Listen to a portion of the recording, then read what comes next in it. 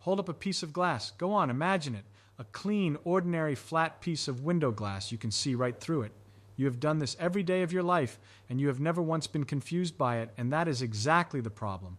Because if you actually sit down and try to figure out what glass is doing to light, you will run straight into one of the strangest puzzles in all of physics. A puzzle so strange that Isaac Newton could not crack it. A puzzle so strange that the wave theory of light, which works beautifully for almost everything, collapses right in front of your eyes when you try to use it here. And a puzzle so strange that, even today, the only honest explanation we have requires you to accept something about nature that most people would call insane. So let me start with the simple part, the part you think you understand. You shine a beam of light at a piece of glass. Most of the light goes straight through. That is why windows work. That is why you can look outside and see the trees in the sky and the kids running around. Glass transmits light. Fine, obvious, end of story. Except it is not the end of the story, because here is what you might not have noticed. Some of the light does not go through, some of it bounces back. You can actually see this if you look carefully. Stand in a lit room at night, facing a dark window. You see your own reflection, not as bright as a mirror, but it is there. The glass is reflecting some of your light back at you. How much? About 4%. Out of every 100 photons you fire at the front surface of that glass, about 4 bounce back. The other 96 go in, and then when those 96 reach the back surface of the glass, another 4% of those reflect again back into the glass. So you lose a little going in and you lose a little going out. Ordinary enough, nothing shocking so far. But wait, let me ask you something that sounds like a ridiculous question. Does the amount of light reflected from the front surface depend on how thick the glass is? Think about that. A photon hits the front surface. It either bounces back or it goes through. Why would it care what is happening on the other side? The back surface could be a millimeter away or a mile away. The photon hits the front. It makes its decision right there. How could the thickness of the glass possibly matter to the front surface reflection? And yet, if you actually do the experiment carefully with light of a single color with well-polished surfaces, you find something that makes no sense at all. The total amount of light reflected from the piece of glass as a whole, the light bouncing back from both surfaces combined, does not stay at some fixed number. It changes. It depends on the thickness. For certain thicknesses, you get no reflection. 0. Not 4%. Not 8%. 0. The glass reflects nothing. All the light goes through. For other thicknesses, you get 16% reflected. 16. That is 4 times the normal single surface value. And as you slowly increase the thickness, the amount of reflection goes up and down, in a beautiful, regular repeating cycle. 0, then 16, then 0, then 16, over and over again, tied precisely to the thickness of the glass. This is not something I am making up. This is an experimental fact that has been measured with extreme precision, and it drove Newton absolutely mad. See, Newton had done the experiments himself. He pressed a curved lens down onto a flat piece of glass, creating a thin film of air between them, a film that got thicker as you moved outward from the center, and he shone light on it. What he saw were rings of color, bright rings and dark rings, alternating. At the center, where the 2 pieces of glass touched and the air gap was essentially 0, one color. A little further out, where the gap was a tiny bit wider, a different color. Then dark, then bright again, ring after ring after ring. We call these Newton's rings today, and you can still see them in any optics lab. Newton was a particle man. He believed light was made of little particles, corpuscles he called them, and corpuscles should behave like tiny bullets. A bullet hits a wall, it bounces off or punches through. It does not stop and ask how thick the wall is, but his own experiment showed him, undeniably, that the amount of light reflected depended on the thickness of the air gap, down to incredibly small distances, smaller than 1,000th of an inch. Somehow Newton's corpuscles of light were behaving as though they knew the thickness before they decided whether to bounce back. He wrestled with this for years. In his great book, The Optics, published in 1704, he laid out a strange idea. He said the corpuscles of light must go through fits of easy reflection and fits of easy transmission. As a corpuscle travels, it oscillates between a mood of wanting to reflect and a mood of wanting to pass through. So when it arrives at a surface, whether it bounces back or goes in depends on which mood it is in at that moment. And the cycling of this mood is what produces the ring pattern. That is a beautiful guess. It captures the periodicity, the cycling, and it gives quantitative results that match what the modern wave theory predicts. Newton measured the spacings of his rings and got numbers that hold up to this day. But he could never explain what caused the fits. He invoked vibrations in some kind of ether, a subtle medium pervading all of space, and suggested these vibrations could put the corpuscles into their alternating moods. But he was honest. He wrote essentially that he did not know what the fits really were. He could describe them, he could use them to calculate, but he could not explain them. I love Newton for that. There he was, the smartest person of his age, arguably the smartest person of any age, and he looked at a piece of glass and said, in effect, I do not understand what light is doing here. It is a sign of a great scientist that he knows what he does not know and is willing to say so plainly. And there the puzzle sat, unsolved, for more than a century. Along comes the wave theory. In the early 1800s, Thomas Young in England and Augustin Fresnel in France showed that light behaves like a wave. Light is not a particle, the wave people said. Light is a wave, like a ripple on water or a vibration of a string. And waves, it turns out, explain the reflection pattern beautifully. Let me show you why. When light waves hit the front surface of the glass, some bounce back. When the rest reach the back surface, some bounce back from there. Now you have two reflected waves, one from the front and one from the back. And here is the key. Waves can overlap. Two waves can occupy the same space at the same time. When they do, they combine. And how they combine depends on whether they are in step or out of step with each other. Imagine two people on swings, side by side. If they are swinging in perfect time, their combined motion is big and bold. That is two waves in step, what we call constructive interference. But if one person is swinging forward while the other swings backward, their combined motion is small, maybe even zero. That is destructive interference. For the light reflected from glass, the wave from the front surface and the wave from the back surface will be in step or out of step, depending on how far the second wave had to travel, which is twice the thickness of the glass, since it goes in and comes back. And in step means the crests line up. Out of step means the crest of one lines up with the trough of the other. When the thickness is such that the extra distance is a whole number of wavelengths, the waves reinforce. Maximum reflection. When the extra distance is a half wavelength off from that, they cancel. Zero reflection. As the thickness increases smoothly, the reflection cycles smoothly from maximum to zero and back. The whole pattern falls right out of the wave picture. And here's something extra that the wave theory explains. I mentioned the pattern depends on the color of the light.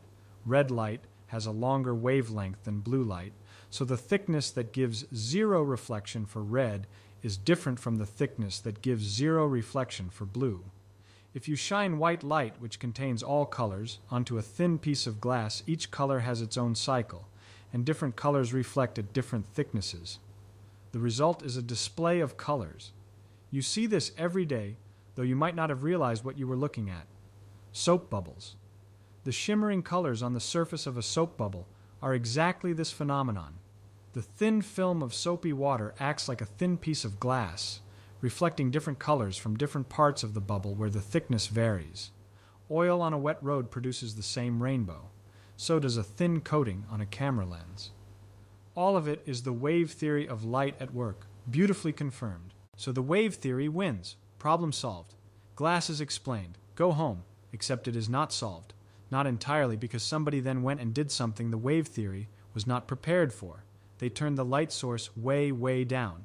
Dimmer and dimmer and dimmer until individual photons were arriving one at a time. You can actually detect this with a device called a photomultiplier. It is a marvelous instrument. A single photon hits a metal plate inside it and knocks loose one electron. That electron hits another plate and knocks loose several more electrons. Those hit more plates. By the end of this cascade, you have an enormous burst of electrons, enough to make a loud, clear click. One photon, one click, every time. And when the light is very dim, you hear individual clicks. Click, click, click, silence, click, silence, click, click. Each click is one photon, one indivisible packet of energy. There is no half click, no quarter click, no soft, whispery little click.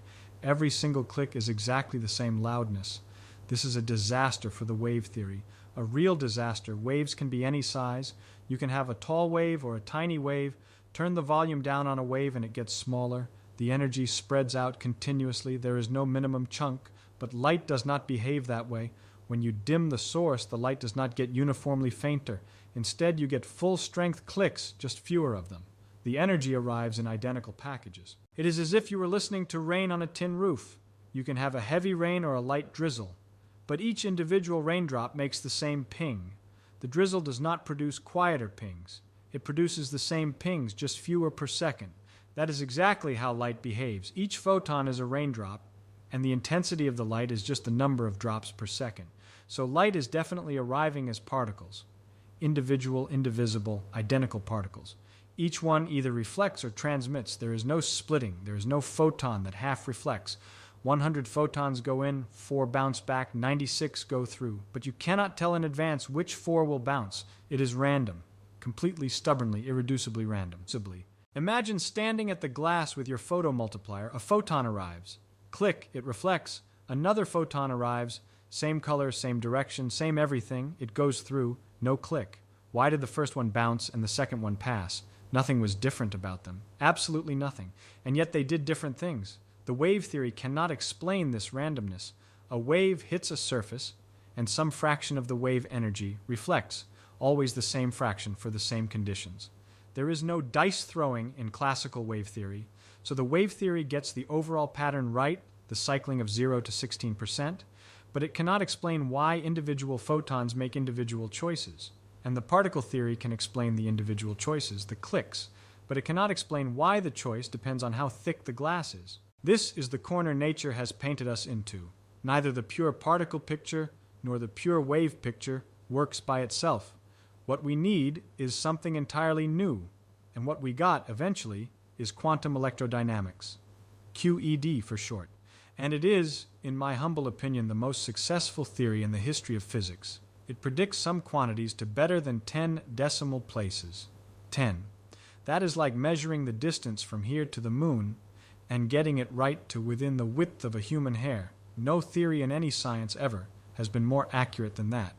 So let me tell you how QED handles this glass puzzle. And I have to warn you, the answer is going to sound crazy. In quantum electrodynamics, you do not ask, will this photon reflect or transmit? You cannot ask that.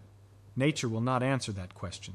What you can ask is, what is the probability that this photon will end up at the detector behind the glass versus the detector in front of it? That is the only question nature permits, and QED gives you a method for computing the answer. The method uses what I like to call little arrows. Imagine each possible way a photon could travel from the light source to the detector. For each possible path, you draw a tiny arrow. The arrow has a length and a direction. The length is always the same for a photon in empty space, but the direction, the angle the arrow points, depends on how long that path takes. Think of it as a tiny clock hand, a stopwatch if you like. The stopwatch starts ticking the moment the photon leaves the source. The hand spins around at a rate determined by the color of the light. Red light, the hand spins slowly. Violet light, it spins fast. Blue is somewhere in between. And when the photon arrives at the detector, wherever that stopwatch hand is pointing at the moment of arrival, that is the direction of your arrow for that particular path. So each path gets an arrow, and the arrow's direction depends on how long the trip took. Short trip, the hand has not turned very much. Long trip, the hand has spun around many times. Different paths take different amounts of time, so their arrows point in different directions. To get the total probability that a photon goes from the source to some particular detector, you add up all the little arrows from all the possible paths. You line them up, nose to tail, like a chain, and you get one final arrow from the start of the first to the end of the last. The probability is the square of the length of that final arrow. Let me say that again because it is important. The probability is not the sum of the lengths, it is the length of the sum. You add the arrows as arrows, nose to tail, respecting their directions, and then you square the length of the result. This is crucial. This is the source of all the interesting behavior. If two arrows point in the same direction, the final arrow is long and the probability is high. If two arrows point in opposite directions, they cancel. The final arrow is short or zero, and the probability is small or zero. This adding with directions is what gives rise to everything people call interference. That sounds like a lot of work. Every possible path? There are infinitely many paths from the source to the detector. The photon could go in a straight line. It could zigzag. It could go to the moon and come back. You have to add arrows for all of them. But here is the miraculous thing. Most of them cancel out. The crazy paths, the ones that go to the moon and back, their arrows spin wildly and point in all different directions. When you add a bunch of arrows pointing every which way, they cancel to nearly nothing. The paths that matter, the ones that contribute to the final arrow, are the ones near the path of least time, the shortest route. The arrows for those paths all point in nearly the same direction, so they add up. This is how a photon knows to go in a straight line. It does not know, it explores every path.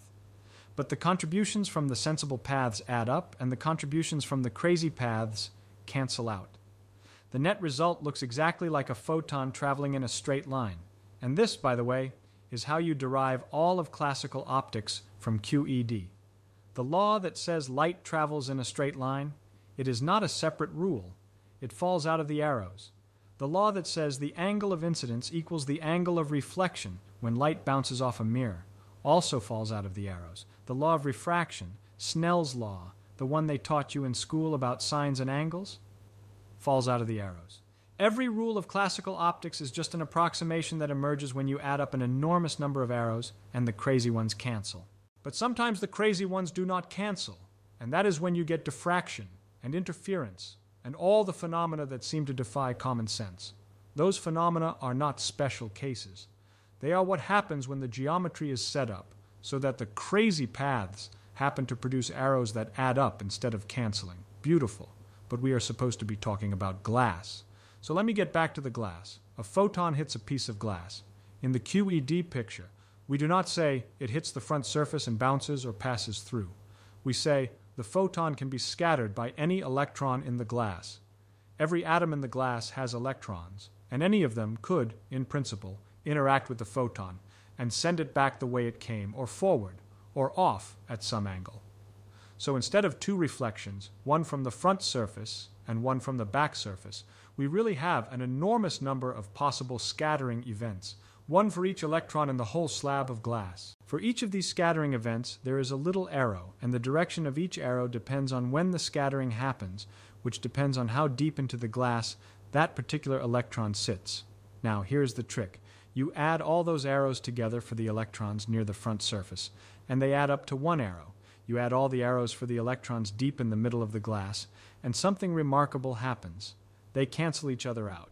The arrows from the bulk of the glass, from the interior, all point in different directions and sum to zero. The only arrows that survive, the only ones that do not cancel, are the ones from near the front surface and from near the back surface. So even though the photon could scatter from any electron in the glass, the net effect is the same as if it only bounced off the two surfaces. The interior of the glass contributes nothing to the reflection. This is not an assumption. It is a consequence of the mathematics. QED predicts that glass behaves as if it has two reflecting surfaces and a transparent interior, which is exactly what we observe. And the thickness dependence, that falls right out of the arrows. The arrow from the front surface and the arrow from the back surface point in different directions, and the difference in their directions depends on how long the photon spent traveling through the glass, which depends on the thickness. When the two arrows point the same way, they add up, and you get maximum reflection, 16%. When they point in opposite directions, they cancel, and you get zero reflection. As the thickness increases, the arrows rotate relative to each other, giving you the beautiful cycling pattern that has puzzled everyone since Newton. And the randomness? QED does not pretend to know which photon will reflect and which will transmit. It gives you the probability, and that is all. Not because we are ignorant of some hidden variable, not because our instruments are not good enough. The randomness is fundamental. It is built into nature at the deepest level we have ever been able to probe. A photon arrives at the glass, and there is a 4% chance it bounces back, and a 96% chance it goes through, and nothing in the universe, not even in principle, can tell you which it will be for any particular photon. People do not like this. I understand that. You feel like there should be some reason, some cause, some little gear inside the photon that determines what it does, but we have tested this. We have tested it with incredible precision and ingenuity, and there is no hidden gear. The randomness is real. It is not a shortcoming of the theory, it is what the theory tells us about nature itself. Let me back up now and ask a different question. Why does glass let light through at all? I have been talking about reflection, about why some light bounces back. But the deeper question, the one most people never even think to ask, is why 96% gets through in the first place. Glass is a solid. It is full of atoms, billions of atoms packed together in a jumble. You cannot see through a piece of wood. You cannot see through a rock. You cannot see through a sheet of metal. Why can you see through glass? The answer has to do with how electrons inside atoms respond to photons, and this is where the quantum nature of the atom becomes crucial. Every electron in an atom occupies a specific energy level. Think of it like a set of stairs, except these stairs have very particular heights, and the electron can stand on one step or another, but never in between. To move up a step, the electron needs to absorb exactly the right amount of energy, not approximately. Exactly. If a photon comes along carrying exactly the energy difference between the step the electron is on and a higher step, the electron absorbs the photon and jumps up. The photon is gone. That is absorption. But if the photon carries the wrong amount of energy, too much or too little to match any available jump, the electron cannot absorb it. The photon just passes by. The electron ignores it. In glass, the atoms are mostly silicon and oxygen, tangled together in a disordered web. The electron energy levels in this structure are arranged so that there is a very wide gap between the levels electrons normally occupy and the next available levels above them. This gap is called the band gap, and the energy of visible light photons, the ones your eyes can see, is not enough to bridge that gap. A red photon does not have enough energy. A blue photon does not have enough energy. No visible photon has enough energy to boost a glass electron across that gap, so the electrons ignore visible light. They simply cannot absorb it, and since they cannot absorb it, the photons pass right through. That is why glass is transparent. Compare that to a metal. In a metal, the electrons are not locked into tight energy levels. They are free to roam around. They form what physicists call a sea of electrons, sloshing around between the atoms. These free electrons can absorb photons of nearly any energy because they have a continuous range of energy states available to them. There is no gap to bridge. Any photon, any color, any energy can be absorbed. That is why metals are opaque. That is why you cannot see through a sheet of aluminum. The electrons gobble up the light immediately. Wood, rock, skin, all opaque materials have their own reasons for blocking light, usually some combination of absorption by electrons and scattering by the complex internal structure. But the essential principle is the same. If the electrons can absorb the photon's energy, the material is opaque. If they cannot, it is transparent. Glass sits in a sweet spot. Its band gap is wide enough to ignore visible light, but narrow enough to absorb ultraviolet. And ultraviolet light has more energy than visible light, quite a bit more, enough to bridge the gap. So glass is not transparent to ultraviolet. Glass absorbs it. That is why you do not get a sunburn sitting behind a closed window on a summer afternoon. The ultraviolet rays from the sun hit the glass and get absorbed. The glass eats them, but the visible light sails right through and your eyes never know the difference. You might have had the experience if you wear eyeglasses that are advertised as UV blocking. Well, ordinary glass already blocks most UV. That is not some special feature they added. That is just glass being glass. What the special coatings do is block even more of the borderline wavelengths near the edge of the visible spectrum. This means transparency is not a simple property of a material. It is a relationship between the material and the specific kind of light. Glass is transparent to visible light, but opaque to ultraviolet. The atmosphere is transparent to visible light, but opaque to certain infrared wavelengths, which is why the greenhouse effect works. Water is transparent to visible light, but opaque to radio waves of certain frequencies. It all depends on whether the photon energy matches an available electron transition in the material, if it matches absorption, if it does not match transmission. So the electrons in glass are sitting there, minding their own business, and visible light flies right past them because it is the wrong energy to be interesting. That is why you can see through your window. Except I have been a bit sneaky, because I said the photons pass right through, but that is not quite true either. If the photons truly did not interact with the glass at all, light would travel through glass at the same speed it travels through empty space. But it does not. Light slows down in glass. It goes about 2/3 the speed it goes in a vacuum, and that slowdown is what causes refraction, the bending of light when it enters glass at an angle. That is why lenses work. That is why prisms split white light into a rainbow. Something is happening to the light inside the glass, even though the glass is transparent. What is happening? Well, the photons do interact with the electrons. They cannot kick the electrons up to a higher energy level, because the energy is wrong for that. But they can do something subtler. They can make the electrons wiggle, vibrate, oscillate very slightly. The electromagnetic field of the passing light pushes the electron cloud around just a tiny bit, and that wiggling electron cloud produces its own tiny electromagnetic field, which radiates its own light. And that radiated light interferes with the original light in a way that effectively slows the whole thing down. It is like a complicated relay race. The incoming light sets up a vibration. The vibration produces outgoing light. And the timing of this process shifts the wave slightly, so the peaks of the light wave inside the glass are closer together than the peaks outside the glass. From the outside, it looks like the light has slowed down. Let me give you a homely analogy. Imagine walking through a large hotel lobby. The floor is smooth and open, and you stride across it quickly. Then you enter the restaurant, and there are tables everywhere, waiters carrying trays, people pulling out chairs. Nobody actually stops you. Nobody grabs your arm, but you are constantly adjusting. A slight pause here, a sidestep there, slowing down to let someone pass.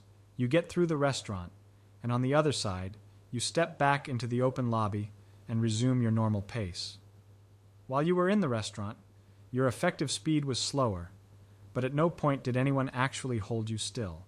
That is what happens to light in glass. The photons are not absorbed, they are not stopped, but they are delayed by their constant, subtle interaction with the electrons they pass. The denser the glass, the more electrons, the stronger the interaction, the slower the effective speed of light. And different kinds of glass, with different compositions and densities, slow light by different amounts. That difference is what we call the refractive index. Ordinary window glass has a refractive index of about 1.5, meaning light goes about 2/3 its vacuum speed. Diamond has a refractive index of about 2.5, which is why diamonds sparkle so spectacularly. The light gets bent sharply at each surface, bouncing around inside the gem before escaping. And here's the beautiful QED way to think about this. Instead of saying the same photon travels slower, which is not really accurate at the quantum level, you say a photon enters the glass, gets absorbed by an atom, and a new photon is emitted. That new photon travels at the full speed of light to the next atom, where it gets absorbed again, and another new photon is emitted. This process repeats billions of times as the light crosses the glass. Each absorption and re-emission takes a tiny amount of time. The photon between atoms always travels at the full speed of light, but the pauses at each atom add up, and the overall effective speed is slower. I should be honest here. This picture, photon absorbed and re-emitted by each atom, is a simplified story. The full QED calculation involves adding up the arrows from all possible scattering events, including ones where the photon scatters multiple times, and the result is equivalent to what I just described, but the real calculation is more subtle. Still, the essential idea is right.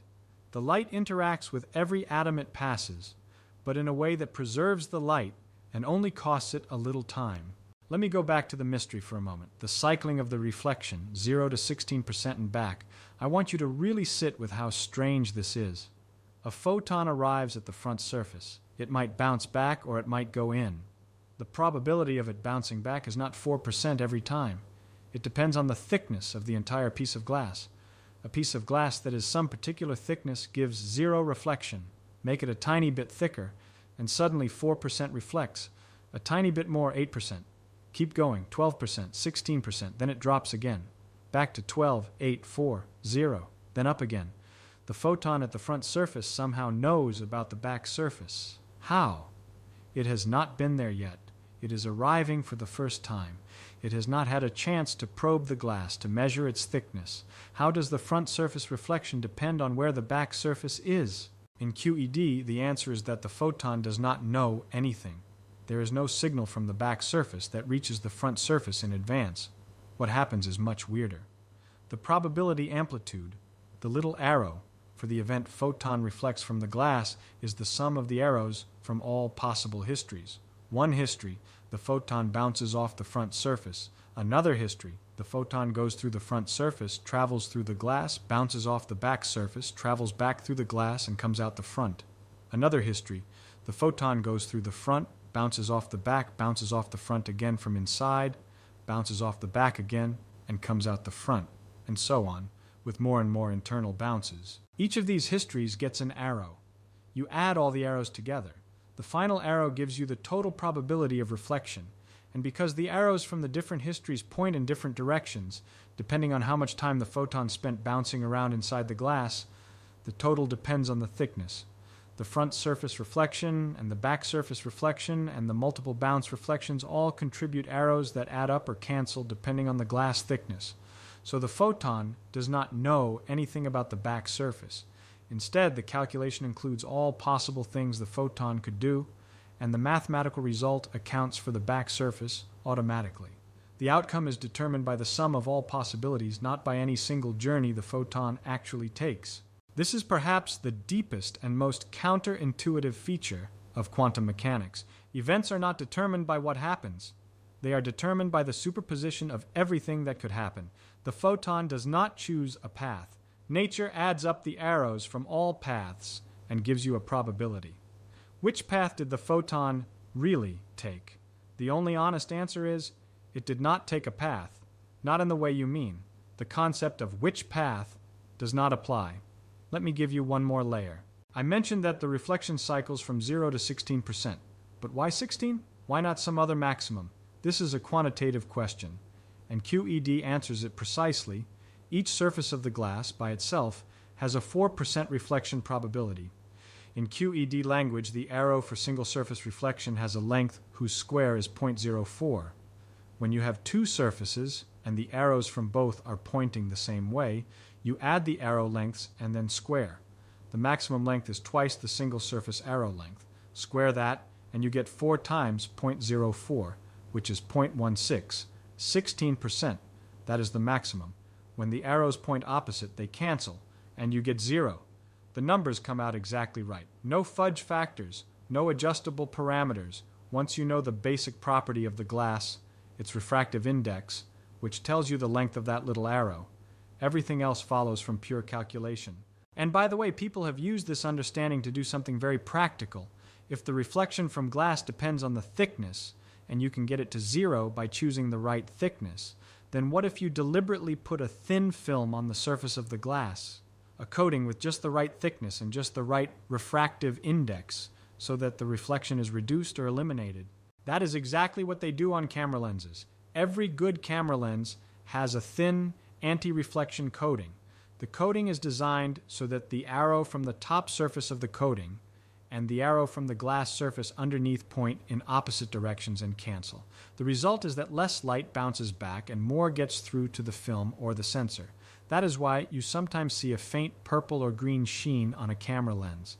That color is the visible remnant of the coating, which is tuned to cancel reflection for a specific range of wavelengths, and the colors you see are the ones that are not perfectly canceled. The same principle is used on eyeglasses, telescope mirrors, solar panels, even the glass on your wristwatch. Every time an engineer reduces unwanted reflection, they are exploiting the same quantum phenomenon that puzzled Newton 3 centuries ago.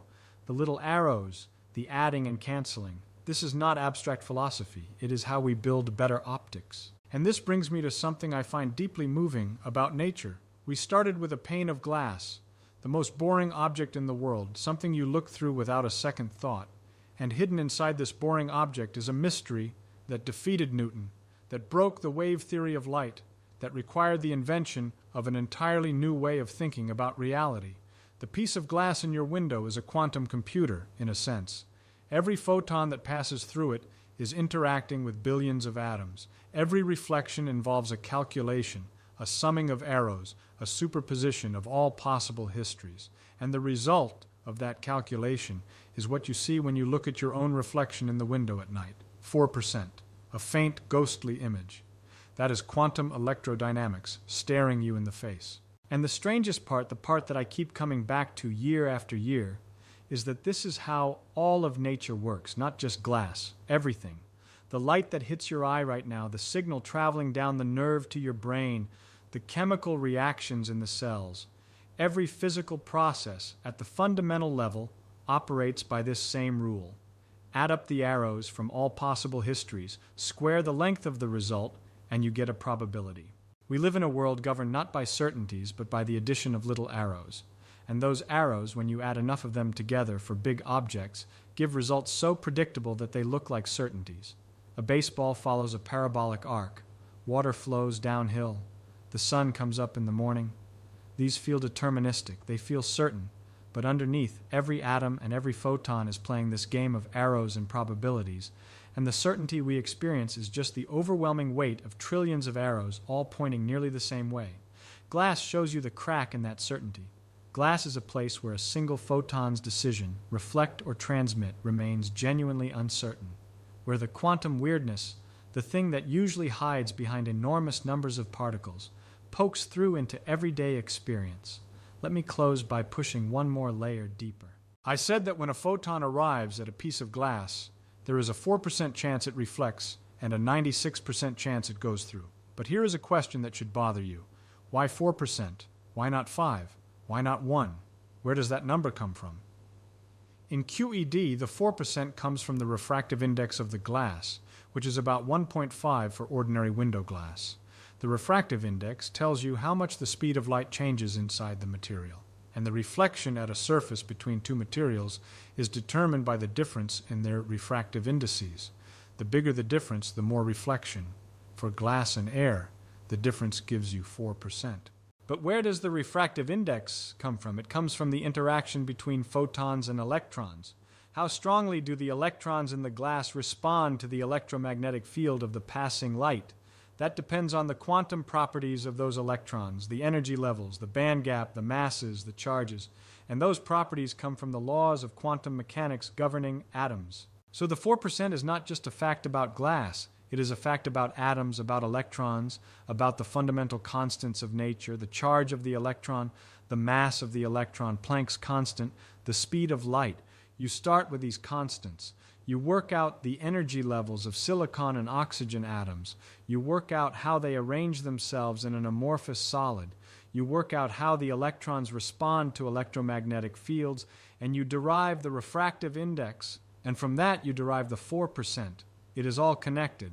Every number in physics, if you chase it far enough, goes back to a handful of fundamental constants and the rules of quantum mechanics. Newton could not explain the 4%. The wave theorists could not explain where the refractive index came from. QED can explain all of it. From a few simple rules and a few fundamental numbers, you get the whole phenomenon. The transparency, the reflection, the cycling, the randomness, the slowing of light, the bending at a surface, the rainbow from a prism, the color of a stained glass window, the ultraviolet blocking, all of it, and yet QED still leaves us with questions we cannot answer. Why do the fundamental constants have the values they do? Why is the charge of the electron what it is? Why does Planck's constant have its particular value? Nobody knows. These numbers appear in our equations, and they work with extraordinary precision, but we have no theory that explains them. They are givens, inputs to the calculation. Perhaps someday someone will figure out where they come from, but for now, they are simply the way nature is. So the next time you look through a window, or see your own reflection in a piece of glass, remember what is actually happening.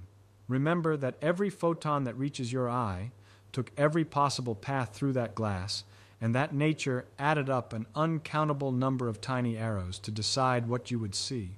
Remember that the faint reflection of your face is a direct, visible, everyday consequence of the deepest and strangest theory in physics. Consider how far we have traveled from the simple observation we started with, a piece of glass, transparent, boring, and look where it took us.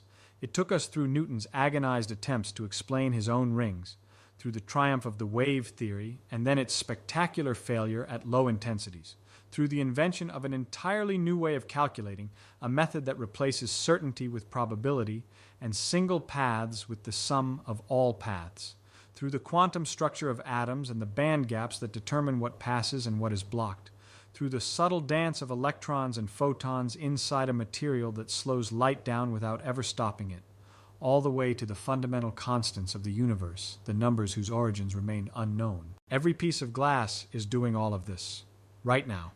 Your window, your drinking glass, the lenses in your eyeglasses, the screen you might be sitting behind. Billions of photons interacting with billions of electrons, each interaction governed by the adding of little arrows, each outcome fundamentally uncertain, and yet the collective result so reliable that you never give it a second thought. I sometimes wonder what Newton would have made of QED. He had such good instincts. His fits were groping toward the right answer. He knew there was a periodicity.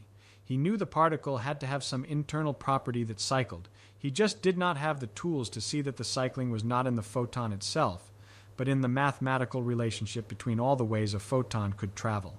The fit is not a mood of the photon. It is a property of the sum of arrows. Newton would have loved that, I think. He was a man who respected mathematics deeply, and the mathematics here is very clean and very beautiful. And remember, the simple, boring piece of glass in your window is anything but simple. It is a window in a different sense, too, a window into the quantum world, one of the few places in everyday life where the strangeness of quantum mechanics is not hidden behind enormous numbers, where a single photon's genuine uncertainty, its real fundamental randomness, pokes through into something you can see with your naked eyes. Think about it. A piece of glass defeated Newton. Let that sit with you for a while. And then, if you like, try to figure out what it means that every photon explores every possible path. Because I have been thinking about that one for a very long time, and I still find it absolutely wonderful.